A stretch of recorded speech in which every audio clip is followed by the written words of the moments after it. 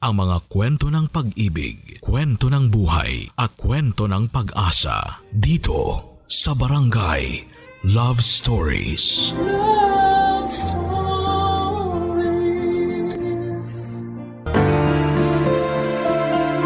May mga bagay na dumarating sa buhay natin na gaya ng apoy, saglit lang na magliliyab. Pero mag-iiwan naman po ito ng init na hindi makakalimutan. Mga ala-alang babaguhin ang tingin natin sa magulong mundo. Ikaw, kabarangay, ano ang isang bagay na nagpapainit sa iyong buhay ngayon? Dear Papa Dudut, magandang araw po sa inyo. Wala na po akong ibang mapagkwentuhan ng story ko kaya naisipan ko mag-send po ng sulat sa inyo. Para may share ang isang moment sa buhay ko na forever kong i-cherish. Ako po si Anika, 28 years old at 3 years ago ay nakatanggap ako ng isang balita na bumago sa buhay ko. Dati po akong empleyado ng isang broadcasting company. Napilitan akong tumigil sa trabaho kong yon matapos akong dapuan ng isang sakit. Meron po akong systematic lupus na na-diagnose noong 25 years old ako. Para po sa hindi pamilyar sa sakit ko, ang lupus ay isang autoimmune disease kung saan ay immune system ko mismo ang umaatake sa malulusog na cells at organs ko. Dahil dito ay prone ako sa pananakit ng dibdib, rashes at ilang internal problems. Simula nung nagkaroon ako ng sakit ay bumaliktad na ang mundo ko. Ang dating masaya at puno ng pangarap kong buhay, Papa Dudut, ay nabalot ng kadiliman.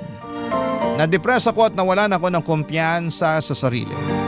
Lagi na lamang akong nakakulong noon sa bahay dahil natatakot ako na baka ma-trigger ang sakit ko.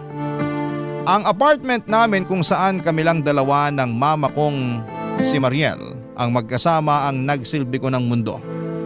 Naging sensitive ang katawan ko sa maraming bagay. Tuwing natitrigger ang sakit ko ay nagkakaroon ako ng rashes sa balat at mukha. Sumasakit din ang kasukasuan ko at lagi akong pagod at hirap huminga. Sa mga moments na yon, Papa Dudut, ay para akong nawawala sa katinuan. Sa madaling sabi, impyerno po para sa akin ang sakit ko, Papa Dudut. Isa itong sumpa na hindi gugustuhing maranasan ng sino man.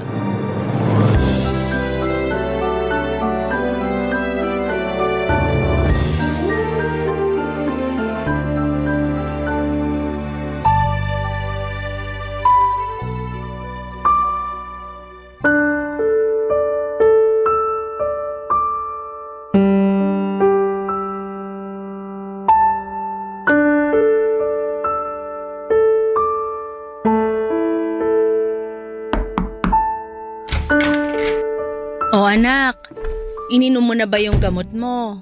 Opo, ma. Tapos na po. Patingin nga ng rashes mo. Medyo mo okay naman na siya. Lagyan mo pa rin ng cream para mas mabilis gumaling. Opo, lalagyan ko mamaya. Medyo masakit pa po ang katawan ko ngayon eh. Hirap pa po akong bumangon. Ako na lang maglalagay. Nasaan ba yung cream mo?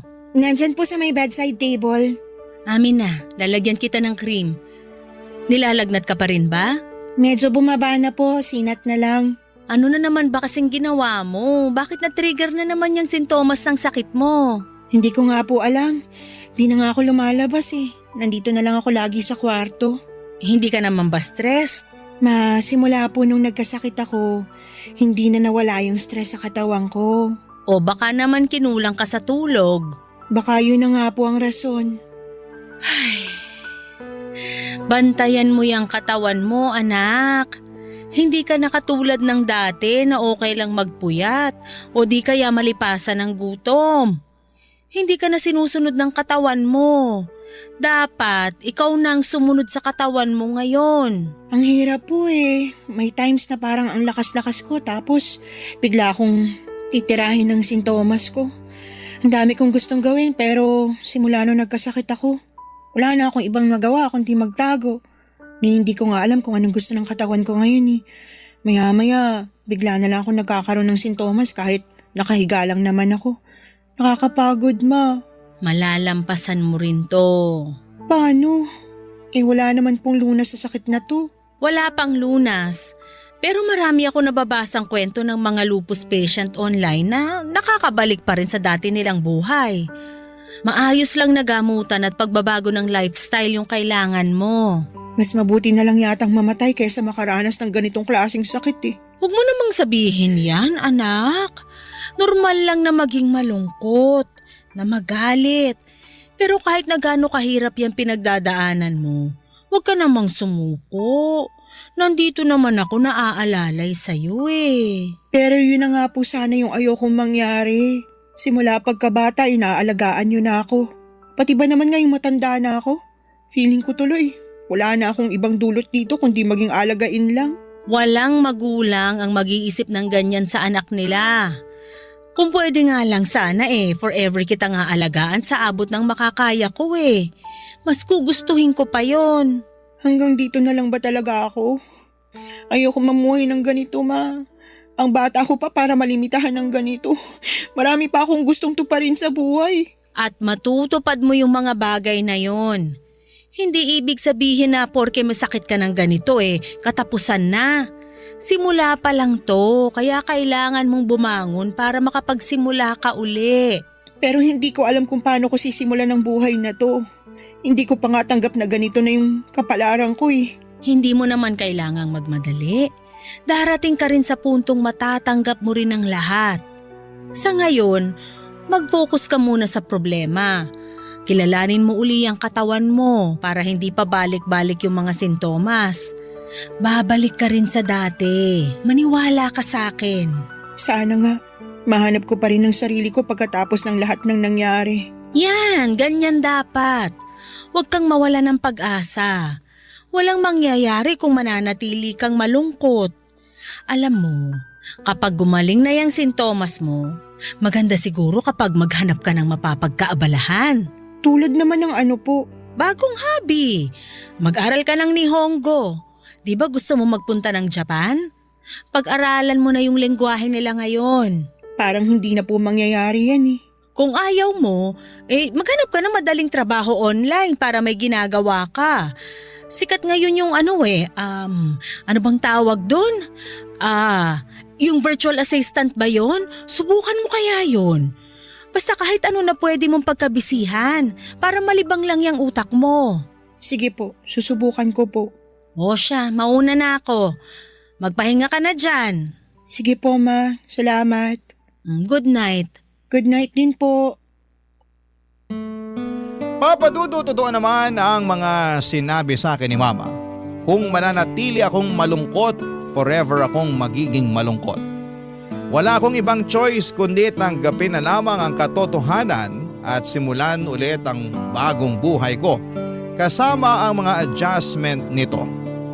Nung gumaling ang mga sintomas ko ay naghanap ako ng mapagkakaabalahan dahil marunong naman ako sa English at nag-apply ako bilang online tutor para hindi naman ako maging palamunin na lamang sa bahay.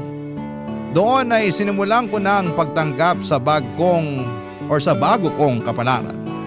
Mahirap man ay sinubukan kong mabuhay ulit kahit na limitado na lamang ang bawat galaw ko.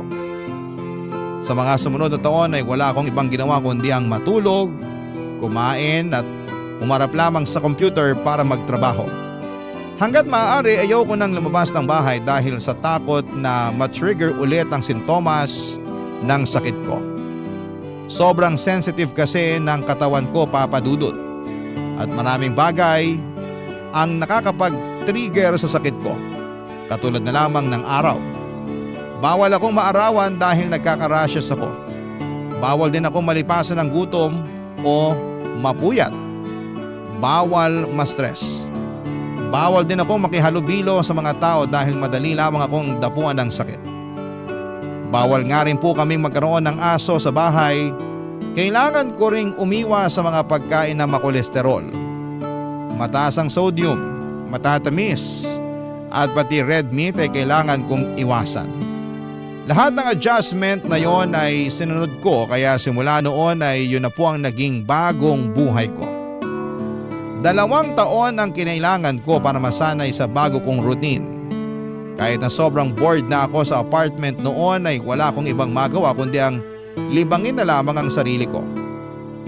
Hanggang sa isang araw, ang boring kong buhay ay nakulayan sa pagdating ng bago naming kapitbahay, Papa Dudut.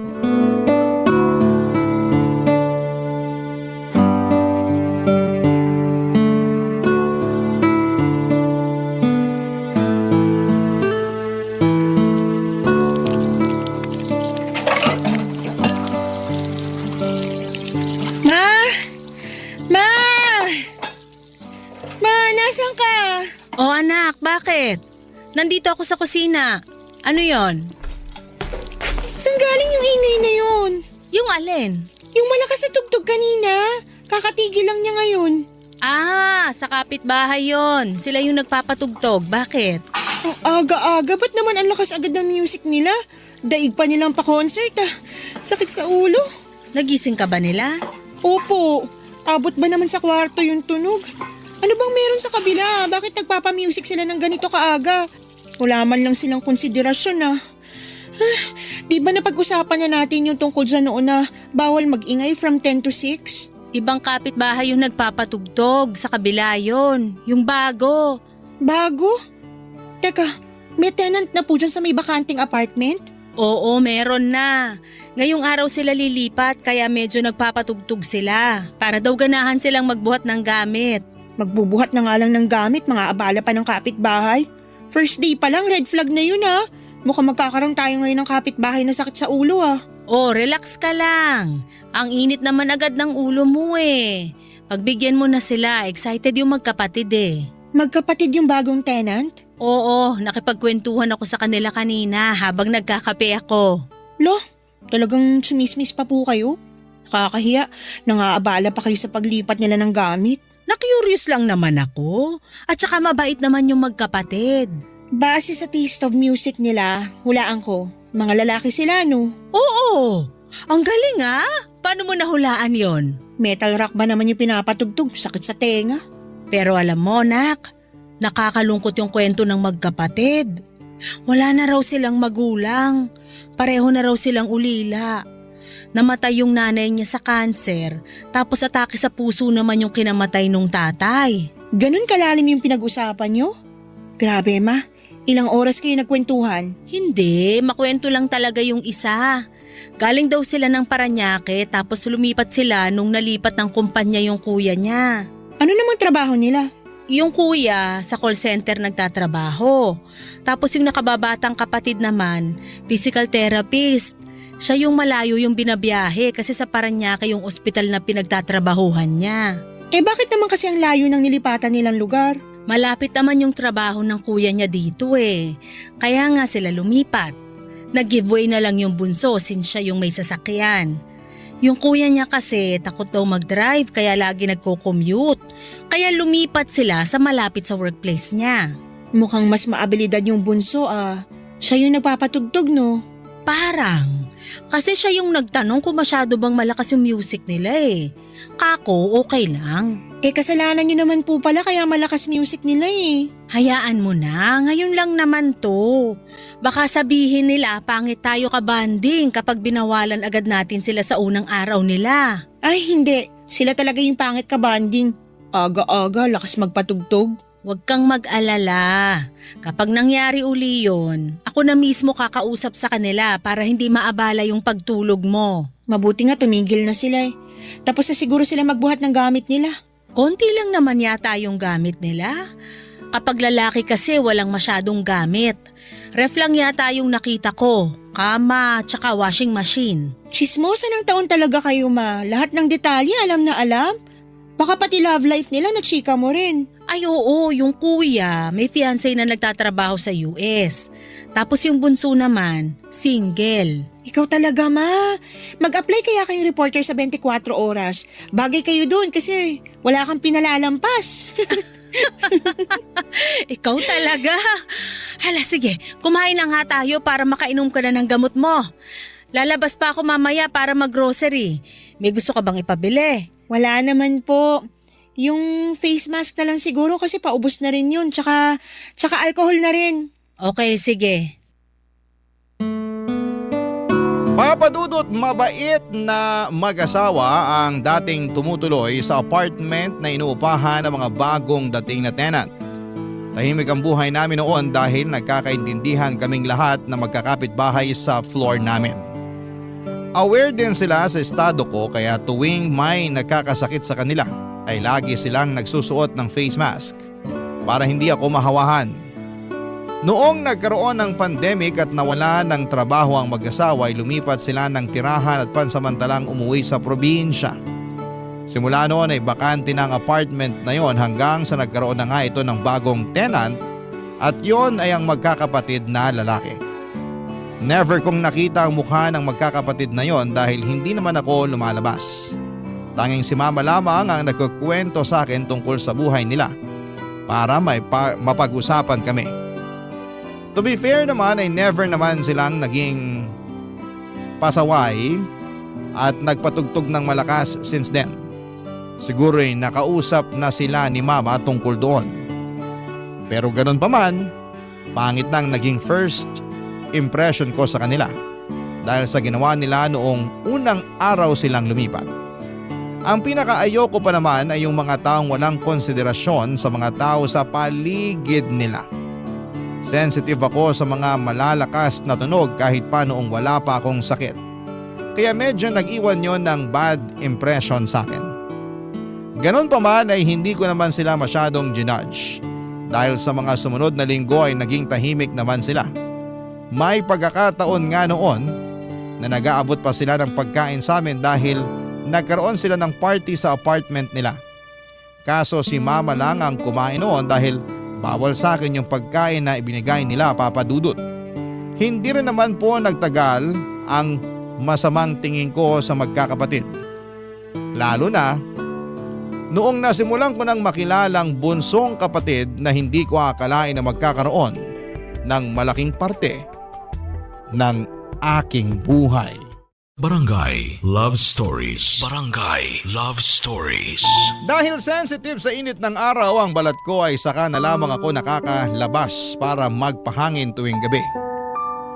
At kapag sinabi kong sa labas, ang ibig sabihin po noon ay hanggang sa balcony lamang ako ng apartment namin.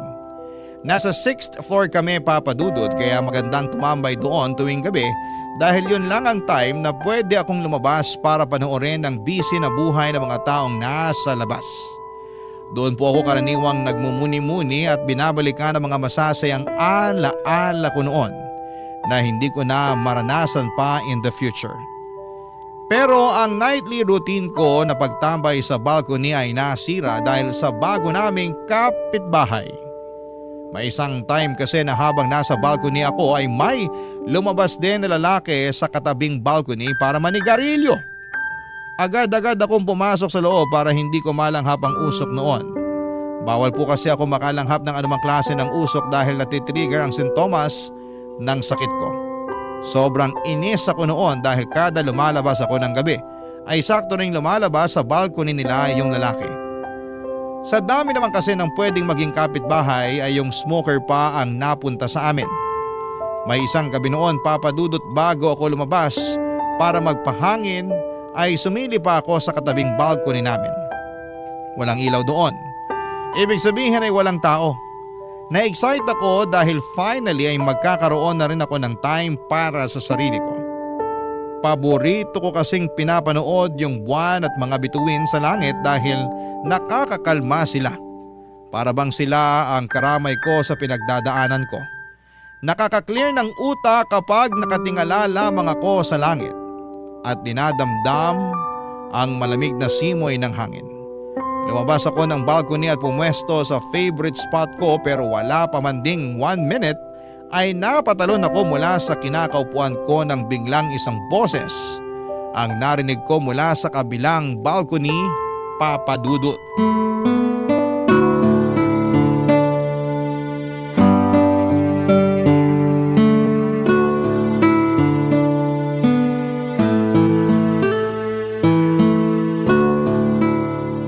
Hi, magandang gabi. May tao ba dyan? Ay, sorry. Nagulat ba kita? Nasaan ka? Hindi kita makita. Wait lang, bubuksan ko yung ilaw. Ayan, kita na ba? Ah, may tao pala. Nagulat naman ako. Anong ginagawa mo dyan sa dilim? Wala naman, tumatambay lang. Okay, tambay well. Papasok na ako sa loob. Sandali lang, papasok ka na? Kalalabas mo pa lang ah. May sinilip lang ako. Hindi nga, kasi napapansin ko, parang lagi mo akong iniiwasan. Iniiwasan? Hindi kita iniiwasan. Oo kaya, tuwing lumalabas ako, lagi kang pumapasok. Inaabangan pa man din kita kasi gusto kita makausap. Bakit mo naman ako gusto makausap? Wala, gusto ko lang makilala yung anak ni Tita Mariel. Matagal na akong curious sa'yo eh. Bakit naman? Kailangan ba may rason? Hindi ba dapat magkakakilala tayong mga magkakapitbahay? Kilala mo naman na si Mama, okay na yun. Sige, papasok na ako. Magandang gabi sa'yo. Sandali. Ano palang pangalan mo? Anika, Ako naman si Sevi. So Anika, ba't naman lagi kang nagmamadaling umalis tuwing lumalabas ako? Mahihain ka ba? hindi ako mahiyain. Ayaw mo sa akin? Hindi naman ako nangangain ng tao eh. Mabait ako. Hindi naman kasi ikaw yung iniiwasan ko. Eh ano? Yung bisyo mo. Bawal sa akin makalanghap ng usok ng sigarilyo. Bakit? Sensitive ba ilong mo sa mga matatapang na amoy? Nakwento naman siguro sa'yo ni Mama yung sakit ko, diba? Nabanggit niya na may sakit ka, pero hindi niya sinabi kung ano yung sakit mo. Ano ba sakit mo? May lupus ako. Lupus? Hindi ba sakit sa balat yun? Hindi yun sakit sa balat. Autoimmune disease yun na mas malalim pa kaysa sa pagkasira lang ng balat. Pero parang ang kinis naman ng balat mo. Makinis lang yan tingnan kapag malayo, pero sa malapitan, makikita mo yung bakas ng mga rashes na pinagdaanan ko. So nagkaka-rashes ka kapag nakakaamoy ka ng usok ng sigarilyo? Isa yun sa mga trigger. Okay, sorry, hindi ko alam. Hindi na ako mag-iyosi dito, promise. Okay lang naman. Hindi mo naman kailangan mag-adjust para sa akin. Ako na lang yung mag-a-adjust. Hindi. Ako dapat yung tumigil na sa pagsindi. Siguro sign na rin to para itigil ko na tong bisyo kong to. Ako pa talaga yung ginawa mong sign? Dahil ano, sakitin ako, ganon? Hindi naman yun yung gusto kong palabasin. Hindi ko kailangan ng awa ng ibang tao, kaya kung… Wow, saglit lang. Hindi yun yung minimin ko. Okay, sige, wait lang ah. Ganito, mag-start over na lang ulit tayo. Hi, ako si Sevi. Pwede bang pasama na lang muna rito kahit saglit lang? Promise, hindi ako magsisindi para hindi masira yung gabi mo. Pero kung ayaw mo nang may kasama, ako na lang yung aalis. Okay, sige. Dito na lang muna ako. Ayan. Salamat ah. Malungkot yung mag-isa lang eh. Gusto ko yung may kausap ako. Eh yung kuya mo, bakit hindi siya yung kausapin mo? Nasa trabaho yon. Ikaw, wala ka bang trabaho? Meron, pero mamayang umaga pa yon. Di pa ako makatulog eh. Ikaw, baka may work ka. Meron, pero bukas pa yun ng hapon. Nagtututor ako ng English sa mga bata online. Wow! So spokening dollars ka pala? Hindi naman. Marunong lang talaga ako sa English. Foreigner ba yung mga tinuturuan mo? Oo, usually mga bata from Korea. Wow! Maiba tayo. Ilang taon ka nang may lupus? Na-diagnose ako ng 25 years old ako. Ilang taon ka na ba ngayon? 27. So 2 years ago lang? Oo, ganun na nga. Bago pa lang tong sakit ko. Ikaw naman, ilang taong ka na? 30 na ako. Talaga? Oo, hindi ba halata? Laging sinasabi sa akin yan eh. Mukha raw akong bata compared sa age ko. Totoo naman, young looking ka. Ay, kinilig naman ako dun. Ikaw rin naman, maganda ka. Alam mo, gusto ko pa sana magstay dito kaso medyo paggabi na rin eh. Mauna na ako sa'yo ah. Aalis ka na? Kailangan ko pang uminom ng gamot. Ganun ba? O sige, good night. Papadudot average height lamang si Sevi. Malayo siya sa ini-imagine kong itsura na medyo may angst na rakista ang datingan. Nagbase lamang kasi ako noon sa taste niya sa music. Lagi kong naririnig na nagpapatugtog siya ng metal rock kaya ganon ang na-imagine kong itsura niya. Pero sa totoo lang ay good looking si Sevi at bilugan ng mukha niya, chubby cheeks at mabungis-ngis. May kaunting pagkakahawig siya kay Michael Sager ng PBB. Bukod sa magandang itsura, maganda rin naman ang personality nito.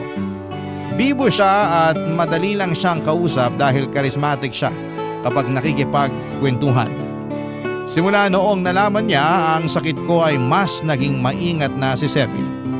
Nagsusuot na rin siya ng face mask kapag kinakausap ako dahil ayaw niyang mahawaan niya ako ng virus, lalo na sa ospital siya nagtatrabaho. Ang first impression ko sa kanya noon ay inconsiderate. Pero agad na napalitan yon. Protective siya at caring. Dahil na rin siguro sa trabaho niya bilang physical therapist. Hindi rin po siya judgmental. Akala ko nga ay lalayuan na niya ako once na nalaman niya na may lupus ako. May stigma kasi sa mga tulad namin na akala ng mga tao kapag may lupus ay nakakahawa na ito. Hindi nakakahawa ang lupus, Papa Dudut. Wala pang malinaw na rason kung papaano ito nakukuha. Maaring genetics ito o di kaya'y dahil sa mga environmental triggers. Simula nung naging close kami ni Sevi ay palagi na niya akong sinasamahan sa balcony para may kakwentuhan ako. Gabi-gabi siyang nagkukwento sa akin kung paano ang naging araw niya sa trabaho na siyang gustong gusto ko dahil matagal na akong hindi nakakalabas ng bahay. Minsan, nagsasabihan din kami ng mga sikreto at personal issues sa buhay. Mas nakilala ko po si Sevi. Isang gabi nung sa wakas ay nag-open up na siya sa akin tungkol sa kanyang personal na buhay, Papa Dudut.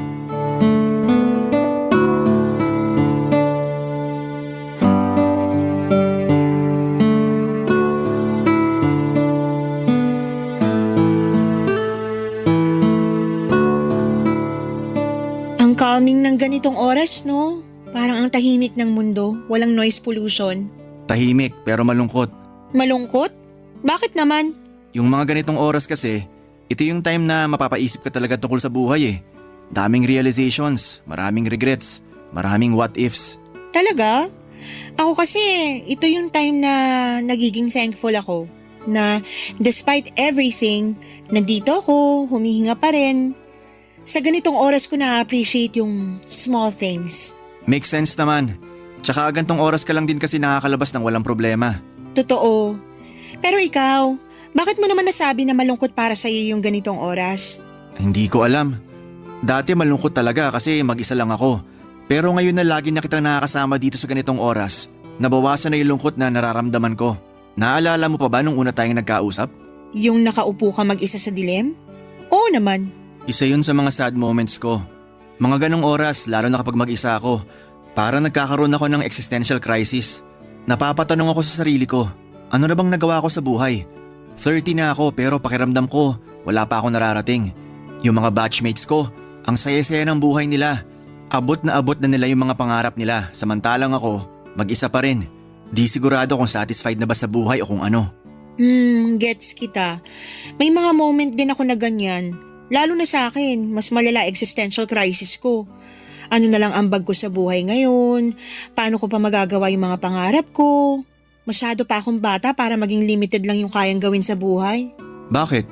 Ano pa ba yung pangarap mo sa buhay na gusto mong abutin? Marami eh. Actually, may bucket list ako dyan eh. Os? Ano-ano naman yung nasa bucket list mo?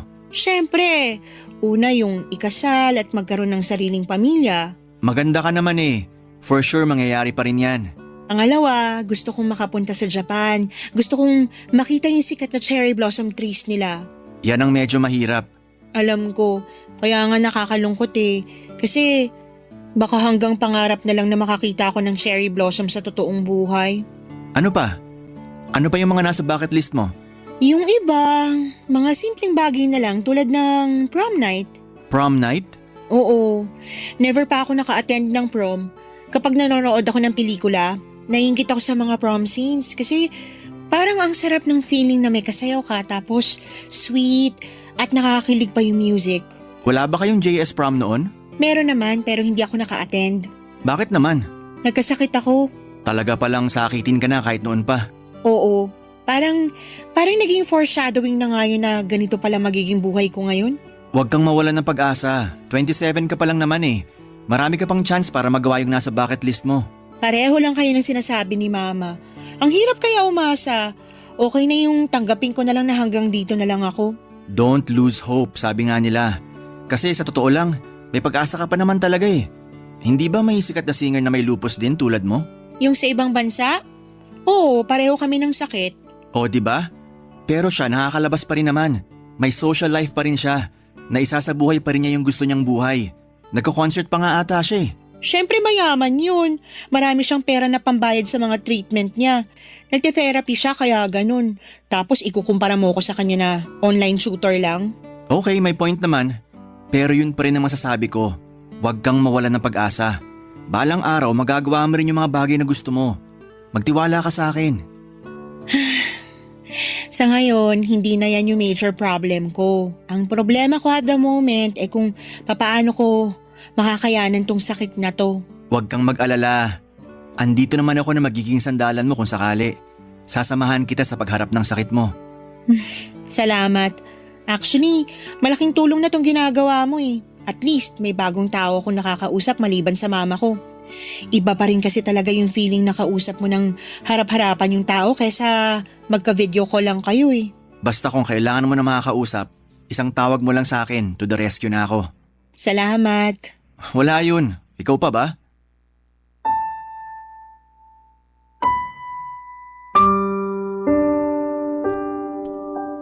Papadudot gabi-gabi kapag wala ng araw ay inaabot kami ng ilang oras na nagkwekwentuhan ni Sevi sa may balcony. Kung dati wala akong inaabangan sa bawat araw ko, noong nakilala ko si Sevi ay lagi na akong excited na sumapit ang gabi para makausap ko siya. Kahit papaano ay nagkaroon na ng thrill ang dating boring na buhay ko dahil sa kanya. Akala ko nga po noon ay hindi ko na mararanasan ang ganong klase ng saya. Pero sa tulong ni Sevi ay natuto ulit akong tumawa at magsaya na parabang wala ng bukas. Dahil sa kanya na-enjoy ko ulit ang buhay ko sa kabila ng sakit ko. Nang dahil sa kanya ay natuto ulit akong mangarap at magkaroon ng pag-asa. Sobrang saya ko nga noon. At maging si mama dahil nakikita na niya ulit akong ngumingiti. Dumating nga sa puntong itinuring na rin niyang parang pangalawang anak si Sevi. Tuwing hapunan ay nagluluto siya ng extra food para sa kanya. Karaniwan kasi ay puro ordered na pagkain na lamang ang kinakain ni Sevi tuwing gabi pagkagaling niya sa trabaho dahil mag-isa lang naman siya madalas. Pagsapit kasi ng gabi ay sa trabaho na kumakain ng kuya niya. Kaya para may kasalo ay sabay kaming kumakain ng hapunan ni Sevi sa may balkonahe. Bilang kapalit ng pagiging mabuti ni mama kay Sevi ay isang pakulo ang naisip nito para sa akin. Gusto niyang gawin namin ang mga nasa bucket list ko. Nung una ay tinawanan ko lamang yung ideya na yon dahil feeling ko ay hindi namin magagawa ang mga bagay na yon. Pero nagulat ako papadudot dahil may itinatagong diskarte rin pala si Sevi papadudot. Barangay Love Stories. Barangay Love Stories. Papadudot, hindi ko ine-expect na kayang-kaya palang gawin ni Sevi ang ilan sa mga nasa bucket list ko. Ang unang ginawa namin ay sabay kaming nakinig ng audiobook ng mga librong gusto kong basahin. Gumawa rin siya ng improvised na projector screen para makapag-movie marathon kami sa mismong balkonahe ng kanya-kanya naming apartment. Isa kasi yon sa mga miss ko nang gawin, ang manood ng sine. Na-excite ako sa mga pakulong ginawa ni Sevi para sa akin noong time na yon. Lagi kong inaabangan kung ano nga ba ang mga nasa bucket list ko ang kaya niyang gawin, lalong-lalo na yung tungkol sa cherry blossom sa Japan na gustong-gusto kong maranasan. Kung noon ay nagdududa ako sa kakayahan niya, noong time na yun ay tiwala na ako sa kanya na magagawa niya ang mga bagay na nasa bucket list ko. Hanggang sa dumating na nga ang araw na inaabangan ko. Nasa trabaho pa lamang siya noong minessage niya akong kailangan ko raw maghanda ng magandang damit dahil lalabas kami. Ang akala ko noon ay sa balcony lamang namin gagawin yon dahil ang definition namin sa labas ay hanggang sa balcony lang. Pero nagulat ako noong totoong ilalabas pala ako ni Sevi. Hindi ko nga inaasahan na papayag si mama sa ideyang yon ni Sevi dahil super protective ni mama sa akin. simula noong nagkasakit ako. Pero katulad ko ay malaki na rin siguro ang tiwala niya kay Sevi, kaya pumayag siya sa plano nito. Pagsapit nga po ng alas 8 ng gabi for the first time, ay nagpapasok si mama ng tao sa bahay, walang iba kundi si Sevi, Papa Dudut.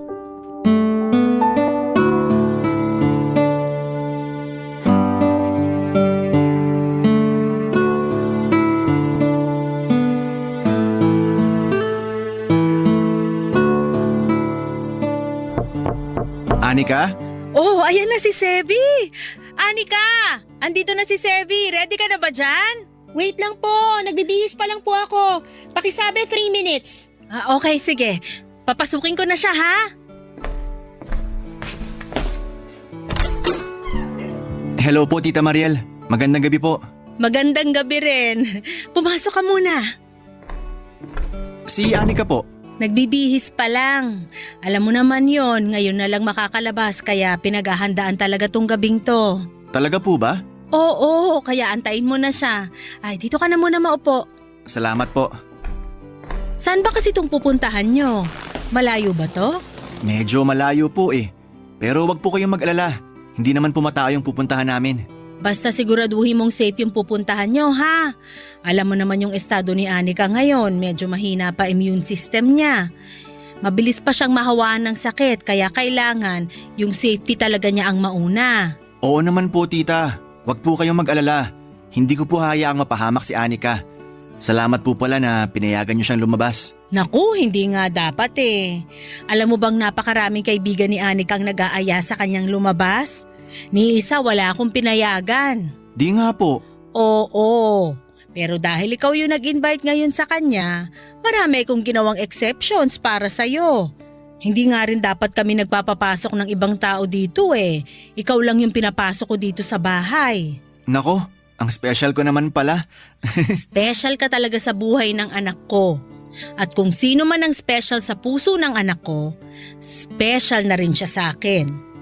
Alam mo bang simula nung na-diagnose siya na may lupus, malimit ko na lang siyang makitang ngumiti? Dati palagi siyang nakatunganga, laging nakapangalumbaba, puro buntong hininga. Ang sakit nun para sa isang ina. Yung makitang lagi na lang umiiyak yung anak mo? Naku, hindi ko madedescribe yung sakit. Kahit naman po siguro sinong magulang, ganyan din ang mararamdaman. Pero nung dumating ka, napakalaki ng pinagbago niya. Sobrang energetic na niya ngayon. Ang aliwalas na niyang tingnan kasi masaya na siya. Parang ang wala na siyang sakit sa tuwing nakikita ko siya. Yun ang dahilan kung bakit special ka na rin para sa akin. Kasi malaki ang naitulong mo sa kalagayan ng anak ko. Nakakahiya naman pong marinig yan. Naging totoo lang po ako sa kanya. Sa totoo lang, marami din naman po nagbago sa akin simula nung nakilala ko si Anika eh. Dahil sa kanya, parang nagkaroon ako ng worth sa buhay. Hindi lang pala ako simpleng lalaki lang na nagtatrabaho para mabuhay, kundi nabubuhay ako dahil may isang tao ako napapasaya. Ikaw yung taong matagal ko nang hinihintay na dumating sa buhay ng anak ko. Nung nagkaroon siya ng lupus, pati mga kaibigan walang magawa eh. Yung mga dating nagpapasaya sa kanya, nawalan ng silbi. Kaya sana kung ano man tong meron kayo ngayon, sana hindi lang to pansamantala. Kasi ayoko na uling makitang malungkot yung anak ko. Gagawin ko po yung best ko para mapanatili yung ngiti sa labi ni Anika. Promise po, wala akong gagawing ikakalungkot niya. Promise mo yan, ha? Opo, hanggat kaya ko siyang pasayahin, pasasayahin ko siya. So ano, ready na ba ang lahat?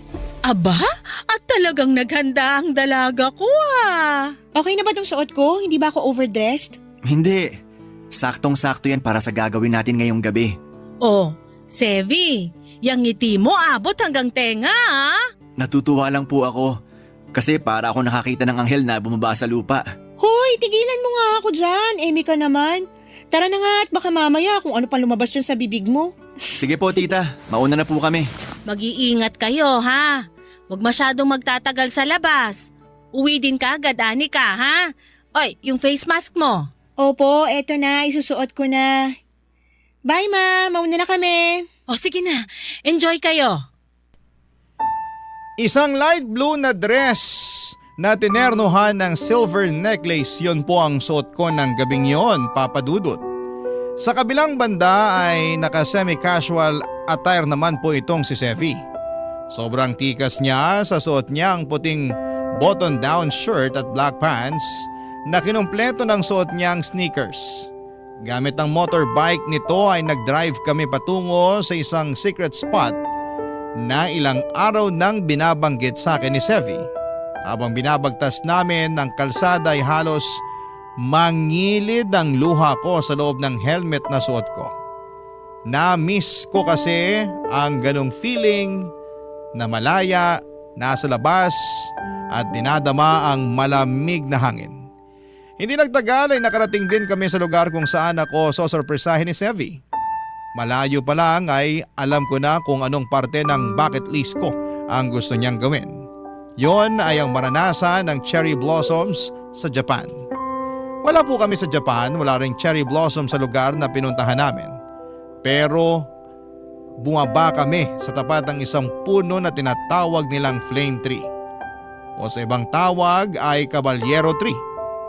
Para itong hugis payong na puno kung saan ay nangingibabaw ang magkahalong pula, kulay kahel at dilaw na bulaklak nito. Para itong cherry blossom, kaya yung flame tree na ang naging sarili naming version ng cherry blossom ni Sevi. Sa ilalim ng punong yon ay naglabas si Sevi ng speaker at nagpatugtog siya ng isang love song. Hiningi niya ang kamay ko at nagsayaw kaming dalawa para kaming nasa prom noon at walang pake sa mga dumadaang mga sasakyan sa paligid namin. Papadudod, para ako nasa isang magandang panaginip ng gabing yon, isang panaginip kung saan ay ayaw ko nang magising. Pero katulad ng mga panaginip ay kailangan din nating magising kahit gaano pa ito kasaya. Papadudod.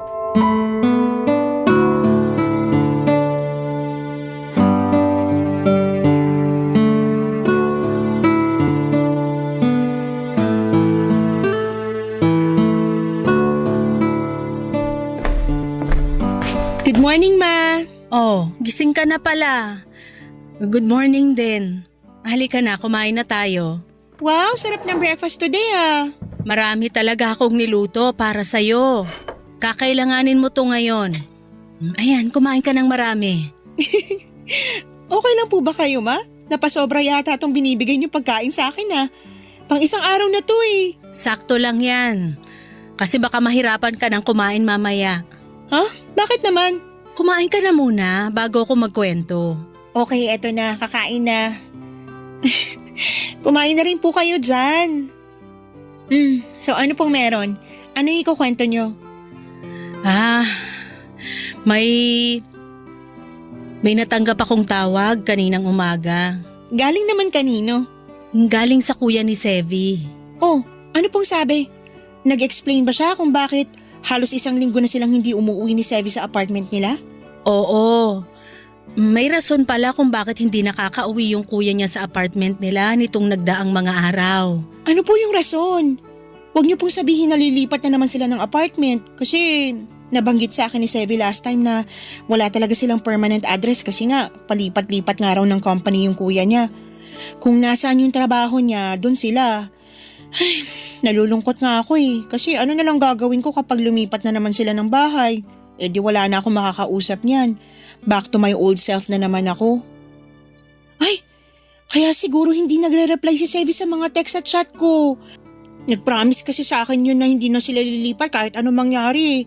Dito na raw sila magsistay for good kasi may promise din siya sa'yo. Gets ko na kung bakit niya ako gino-ghost the past few days. Natatakot siguro yun na malaman kong lilipat na naman sila. Hindi mo ba kakayanin kung sakaling lilipat uli sila ng tirahan? Syempre malulungkot ako na mawawalay sa akin si Sevi. Sobrang na-attach na ako sa kanya. Pero sino ba naman ako para pigilan sila? Hindi ko naman siya boyfriend or asawa para pigilan sila sa gusto nilang gawin sa buhay nila. Gino-joke ko lang naman siya noon na maiinis ako sa kanya kapag bigla na lang niya ako iiwan mag-isa dito. Sabi ko nga sa kanya, kapag naisipan nilang lumipat ng bahay, friendship over na kami.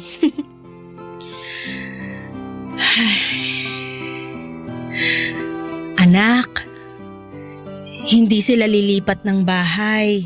Ah, hindi? Mabuti po kung ganun. Pero bakit daw ilang araw na silang hindi umuwi sa apartment nila?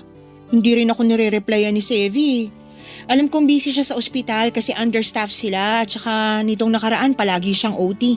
Pero grabe naman yung wala siyang paramdam until now. Nasa ospital sila kaya hindi sila nakakauwi rito. Hala, bakit po? Na paano yung kuya niya? Hindi yung kuya niya yung na-ospital, kundi si Sevi mismo. Ano? Bakit daw po siya na ospital? Hindi nakaka-reply sa'yo si Sevi kasi 1 linggo na siyang nakaratay sa ospital. Naaksidente raw siya sa motor habang pauwi galing trabaho. Kumusta na daw po siya? Okay na ba siya? Malala ba yung lagay niya? Sandali, tatawagan ko yung kuya niya. Anika, wala na si Sevi. Ano pong ibig niyong sabihin? Wala na. Tumawag sa akin yung kuya niya kanina para ibalitang patay na si Sevi.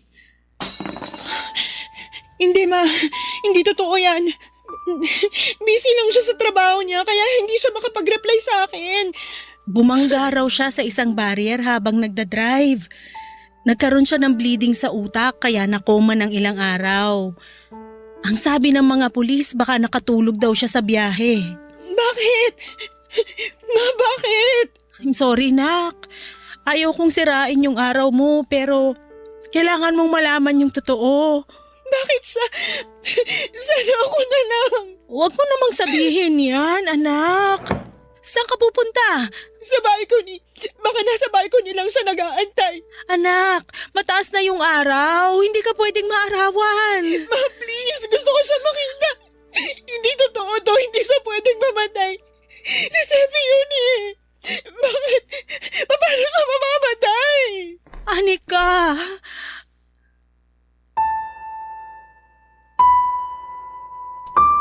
Ang pinakamasakit na klase ng pagmamahal ay yung halos nandyan na. Ngunit nawala bago pa man ito magsimula.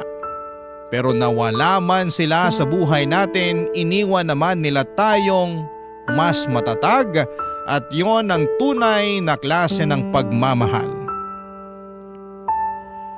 Mga kabarangay, ang pag-ibig na hindi natuloy ay hindi kabiguan. Sa bawat hakbang natin papunta sa ating pangarap, papadudot, ay bitbit pa rin natin ang masayang alaala. Papadudot mga kabarangay, tanging kumot lang ang umalalay sa akin noong araw na yon. Nakataklob sa akin ang isang kumot na para bang maililigtas ako nito mula sa sakit na nararamdaman ko. Walang oras na hindi tumigil ang pagpatak ng mga luha ko. At may mga pagkakataon na nakakatulugan ko ng pag-iyak pero tuwing bumabalik ako sa kamulatan ay agad na binabalot ng lungkot ang aking puso. Papadudod sa pagkawala po ni Sevi, isang bagay ang napagtanto ko. Masyadong espesyal ang buhay ko para lang magtago ako sa isang sulok at habang buhay nakatatakutan ang sakit ko. Sa unang araw po ng burol ni Sevi, ang ginawa ko ay lumabas ako ng bahay nang walang pakialam kahit matrigger pa ang sintomas ng sakit ko. Kahit magkaroon pa ako ng rashes o manghina ang katawan ko, wala pa rin tatalo sa sakit na nararamdaman ng puso ko sa pagkawala ni Sevi. Kahit masama ang pakiramdam, kahit maraming tao, nanatili ako sa tabi ni Sevi at sa huling araw niya sa mundo. Kahit sa ganung paraan ko na lang siya mapapasalamatan sa mga nagawa niya sa buhay ko. Sa kanyang libing ay ipinangako ko sa kanya na susubukan kong muling tumayo sa sarili kong mga paa para abutin ang pangarap ko at tapusin ang bucket list na sinimulan namin. Papadudot, ang kwento namin ni Sevi ay maikukumpara ko sa 3 kulay ng bulaklak ng flame tree. Hindi kami agad naging magkaibigan, nagsimula kami sa pag-iwasan, parang pula na puno ng inis at pagkakaiba. Pero dumating ang panahon na natutunan naming intindihin ang isa't isa. Ang pula ay naging kahel nung naging matatag ang samahan namin hanggang sa dumating ang kulay na dilaw na na siyang araw-araw kong maaalala. Hindi bilang taong nawala kundi bilang ilaw sa mga panahong gusto kong sumuko noong nagdidilim na ang mundo ko. Bago ko po tapusin ang sulat ko ay gusto ko lamang pong mag-iwan ng isang mensahe para kay Sevi, Papa Dudut. Gusto ko pong iparating sa kanya na mahal ko siya kahit na hindi ko na siya muling makikita pa. Maraming salamat po sa pakikinig ng aking kwento. Papa Dudut, mabuhay po kayo. Ang inyong forever kapuso at kabarangay, Anika. Anong say mo sa Barangay Love Stories na ito? Pagkwentuhan natin sa comment section yan.